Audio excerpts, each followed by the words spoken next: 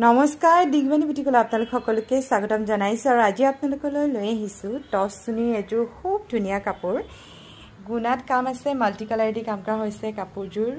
বৰ ধুনীয়া হয় চাওকচোন টছ চুনিৰ হয় কাপোৰযোৰ আৰু দহিকেটা বৰ ধুনীয়া এইটা হৈছে দহিকেটা সাইড পাইটো কৰাই হৈছে এটো হৈছে সাইড পাৰিটো আৰু কাপোৰযোৰ ব্লাউজ পিসটো চাওকচোন ব্লাউজ পিসটো ধুনীয়া হয় এটো হৈছে ব্লাউজ পিসটো হাতত আহিছে ডিজাইনটো বৰ ধুনীয়া এযোৰ কাপোৰ আৰু টছনুনি যেহেতু হয় কাপোৰযোৰ পিন্ধিবলৈ একদম লাইট ওয়েট হয় আৰু মেখেলাখন চাওকচোন এইখন হৈছে ইয়াৰ মেখেলাখন এখন হৈছে মেখেলাখন কাপোৰযোৰ ৰেডি টু ওয়্যাৰ কৰাই হৈছে